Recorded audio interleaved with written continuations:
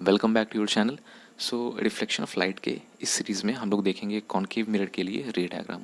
तो concave mirror के लिए टोटल 6 केसेस होते हैं।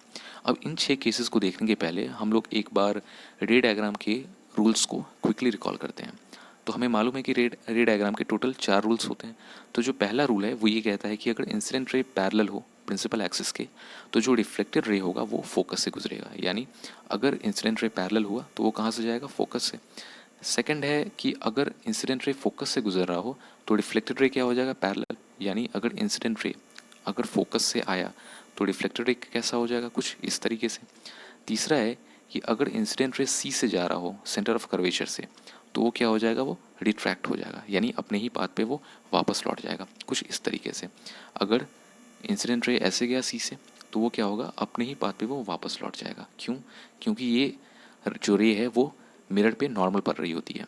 और जो लास्ट है वो कहता है कि अगर इंसिडेंट रे पोल से अगर जा रहा हो तो जो रिफ्लेक्टेड रे होगा वो इक्वल एंगल बनाते हुए वो निकल जाएगा। यानी अगर इंसिडेंट रे कुछ ऐसा हुआ, कुछ एंगल बना रहा हो वो प्रिंसिपल एक्सिस से, तो वो इक्वल एंगल बनाता हुआ वो रिफ्लेक्ट हो जाएगा, कुछ इस तरीके से। तो अगर आपने रे डायग्राम की इन 4 रूल्स को अच्छे से समझ लिया तो कॉनकेव मिरर के जितने भी केस हैं, 6 केसेस हैं, उनको आप इजीली समझ लेंगे। अब हम बात करते हैं रे डायग्राम फॉर कॉनकेव मिरर। तो कॉनकेव मिरर के लिए टोटल 6 केस होते हैं। तो देखते हैं पहला केस, जब ऑब्जेक्ट हो इन्फिनिटी पे। तो इन्फिनिटी पे होने का मतलब ये है कि ऑब्जेक्ट की जो लोकेशन होगी, जो डिस्टेंस होगी, वो मिरर के अपर्चर के कंपैरिजन में काफ़ी दूर होगी। इन्फिनिटी का ये मतलब बिल्कुल भी नहीं है कि आपने ऑब्जेक्ट को किसी दूसरे गैलेक्सी में ही शिफ्ट कर दिया। तो अब अगर ऑब्जेक्ट इन्फिनिटी पे हो तो जो भी रेज होंगी वो एक दूसरे के पैरेलल होंगी, कुछ इस तरीके से। तो आप ये बात बिल्कुल ध्यान में रखिएगा कि जब भी इन्फिनिटी पे ऑब्जेक्ट हो, इन्फिनिटी से रेज आ रही होंगी, तो वो एक दूसरे के पैरेलल होंगी, प्रिंसिपल एक्सिस के पैरेलल होंगी। तो हमने रे डायग्राम के रूल्स में ये पढ़ रखा है कि जब भी रेज प्रिंसिपल एक्सिस के पैरेलल होंगी तो वो कहाँ से गुजरेंगी? तो फोकस से, कुछ इस तरीके से। यहाँ से गुजर गई। अब अगर आप रिफ्लेक्टेड रे को देखें, इनके इंटरसेक्शन को, तो ये दोनों एफ पे एक दूसरे को कट कर रही है। और आपने इमेज के डेफिनेशन में ये पढ़ रखा है कि ये कब बनता है? तो रिफ्लेक्टेड रेज के इंटरसेक्शन से बन रहा होता है इमेज। अब हम बात करते हैं कि जो इमेज फॉर्मेशन हो रहा है उसकी प्रॉपर्टी क्या है। तो पहला प्रॉपर्टी ये है कि ये फोकस पे बन रहा है। तो आप क्लियरली देख सकते हैं कि रिफ्लेक्टेड रेज एक दूसरे को फोकस पे कट कर रही है, इसलिए जो इमेज है वो कहाँ पे बनेगा? फोकस पे बनेगा।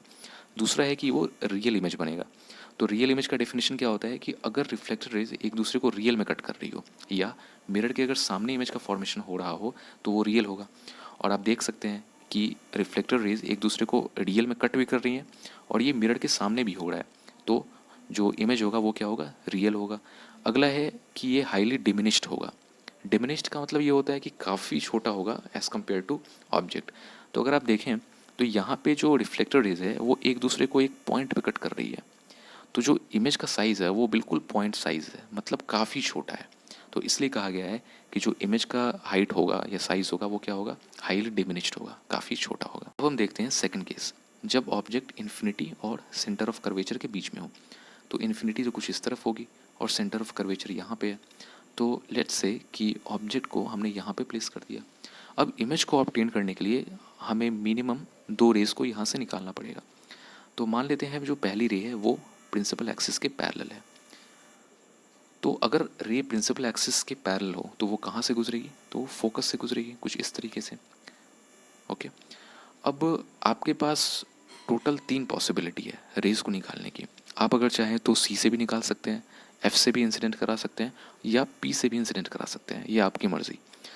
अगर हम सी से अगर रे को ले जाएं कुछ इस तरीके से, तो ये इसको इस तरीके से हिट करेगी मिरर को। और आपको मालूम है कि जो भी लाइट रे सी से निकलती है वो मिरर पे नॉर्मल पड़ती है, तो वो वापस उसी डायरेक्शन में लौट जाएगी, कुछ इस तरीके से। तो अगर आप देखें तो रिफ्लेक्टेड रेज एक दूसरे को कहाँ पे कट कर रही है? तो इस वाले पॉइंट पे एक दूसरे को इंटरसेक्ट कर रही है। तो इसी पॉइंट पे क्या हो जाएगा? इमेज का फॉर्मेशन हो जाएगा। तो अब बात करते हैं कि जो इमेज का फॉर्मेशन हो रहा है उसकी प्रॉपर्टी क्या है। तो पहला है location between C and F.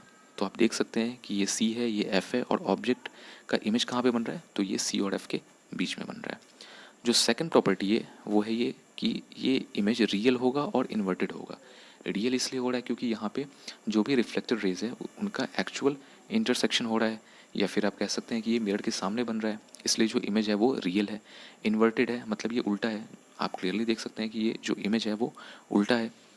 अगला है स्मॉलर इन साइज़, तो जो इमेज होगा वो ऑब्जेक्ट के कंपैरिजन में छोटा होगा। अब हम देखते हैं थर्ड केस, जब ऑब्जेक्ट सेंटर ऑफ कर्वेचर पे हो। तो लेट्स से कि ऑब्जेक्ट को हमने कुछ ऐसा रख दिया। अब इमेज को ऑब्टेन करने के लिए हमें दो रेज निकालने पड़ेंगे। तो लेट्स से पहला हो गया प्रिंसिपल एक्सिस के पैरेलल, तो ये कहाँ से जाएगा, ये जाएगा प्रिंसिपल फोकस से, कुछ इस तरीके से। अब दूसरे रे को निकालने के लिए हमारे पास दो पॉसिबिलिटी है, अगर आप चाहें तो उसको एफ से निकाल सकते हैं, अगर आप चाहें तो उसको पी से निकाल सकते हैं। तो इस केस में हम एफ से निकालते हैं, तो ये कुछ ऐसे जाएगी, और एफ से जो भी रे निकलती है वो क्या होती है, वो प्रिंसिपल एक्सिस के पैरेलल हो जाती है, कुछ इस तरीके से। तो अगर आप दोनों रिफ्लेक्टेड रेज को देखें, ये पहली वाली और ये सेकंड वाली, तो ये दोनों एक दूसरे को यहाँ पे कट कर रही है, तो यहीं पे क्या हो जाएगा, इमेज का फॉर्मेशन हो जाएगा कुछ इस तरीके से। अब हम बात करते हैं इमेज की प्रॉपर्टीज़ की। तो पहला है लोकेशन एट सी। तो आप देख सकते हैं इस डायग्राम में कि जो इमेज है वो कहाँ पे बन रहा है, तो सेंटर ऑफ कर्वेचर पे बन रहा है। अगला है रियल एंड इन्वर्टेड, तो रियल इमेज का फॉर्मेशन हो रहा है क्योंकि जो रेज हैं वो एक दूसरे को रियल में कट कर रही हैं, रिफ्लेक्टेड रेज, और जो इमेज है वो मिरर के सामने भी बन रहा है। और ये इन्वर्टेड है, यानी ये उल्टा है, जो कि आप देख सकते हैं इस फिगर में क्लियरली। अगला है सेम साइज़, यानी जो ऑब्जेक्ट की हाइट और जो इमेज की हाइट होगी वो दोनों एक दूसरे के इक्वल होगी। तो अब हम देखते हैं अगला केस, जब ऑब्जेक्ट सी और एफ के बीच में हो। तो लेट्स से कि हमने ऑब्जेक्ट को ऐसे रख लिया, जो पहली इंसिडेंट रे है उसे हमने प्रिंसिपल एक्सिस के पैरेलल ले लिया, कुछ इस तरीके से। तो ये कहाँ से जाएगी, तो प्रिंसिपल फोकस से गुजरेगी, कुछ ऐसे। जो दूसरी इंसिडेंट रे है उसे हमने पोल्स ले लिया, कुछ ऐसे। तो ये कहाँ से जाएगी, तो ये इक्वल एंगल बनाती हुई ये कुछ इस तरीके से चली जाएगी। तो अगर आप इन दोनों रिफ्लेक्टेड रे को ऑब्जर्व करें तो ये दोनों एक दूसरे को यहाँ पे कट कर रही है, तो यहीं पे क्या होगा, इमेज का फॉर्मेशन हो जाएगा। अब हम बात करते हैं किस इमेज की प्रॉपर्टीज़ क्या हैं। तो पहली है लोकेशन बिहाइंड सी। तो आप देख सकते हैं कि जो इमेज है वो सी के बिहाइंड यानी पीछे बनी है। दूसरी है रियल एंड इन्वर्टेड, तो ये मिरर के सामने बना है इमेज, इसलिए ये क्या होगा, ये रियल होगा। और ये उल्टा बना है ऑब्जेक्ट के रिस्पेक्ट में, सो ये इन्वर्टेड होगा। और लास्ट है मैग्नीफाइड, क्यों, क्योंकि जो इमेज का साइज़ है वो ऑब्जेक्ट के कंपैरिजन में बड़ा है। अब हम बात करते हैं फिफ्थ केस की, जब ऑब्जेक्ट कहाँ पे हो, तो ये फोकस पे हो। तो लेट्स से कि ऑब्जेक्ट को हमने कुछ ऐसा रख लिया। अब हमें यहाँ से दो रेज निकालने पड़ेंगे। तो मान लेते हैं जो पहली रे है वो प्रिंसिपल एक्सिस के पैरेलल है, तो ये कहाँ से जाएगी, तो ये फोकस से निकलेगी, कुछ इस तरीके से। जो सेकंड रे है उसको हम लोग मान लेते हैं कि वो पोल से जा रही है, तो ये कैसे जाएगी, इक्वल एंगल बनाती हुई ये कुछ इस तरीके से निकल जाएगी। तो अगर आप इन दोनों रेज को अगर आप देखें तो ये दोनों रेज एक दूसरे के पैरेलल हुए हैं।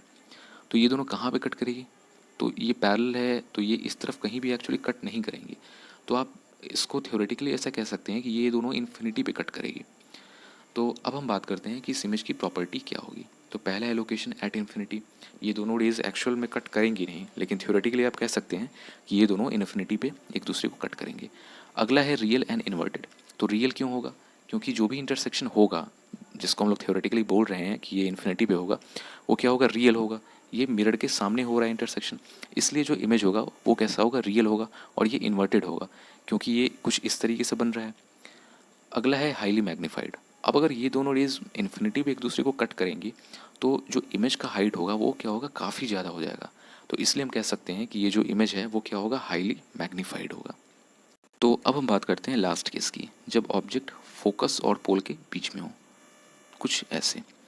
तो जो पहली रे है वो हम ले लेते हैं प्रिंसिपल एक्सिस के पैरेलल, तो ये कहाँ से जाएगी, तो ये जाएगी फोकस से। जो दूसरी रे है उसे हम ले लेते हैं पोल से, तो ये कैसे जाएगी, तो इक्वल एंगल बनाती हुई ये कुछ इस तरीके से चली जाएगी। अब अगर आप इन दोनों रिफ्लेक्टेड रेज को देखें तो ये दोनों क्या है, डाइवर्जिंग है, मतलब इस तरफ तो ये दोनों कट नहीं करेंगी। तो हमारे पास सिर्फ एक पॉसिबिलिटी है कि इन दोनों रिफ्लेक्टेड रेज को पीछे की ओर शिफ्ट करना पड़ेगा, कुछ ऐसे, और इस वाले रिफ्लेक्टेड रे को कुछ ऐसे। तो आप पाएंगे कि ये दोनों इस पॉइंट पे एक दूसरे को कट करती हुई अपीयर होंगी, और यहीं पे इमेज का फॉर्मेशन हो जाएगा, कुछ ऐसे।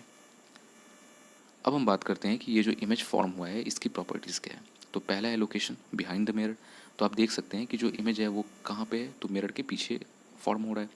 दूसरा है वर्चुअल एंड इरेक्ट, तो जो इमेज है वो कैसा बन रहा है, वर्चुअल हो रहा है क्योंकि मिरर के पीछे है, और ये इरेक्ट यानी ये सीधा बन रहा है।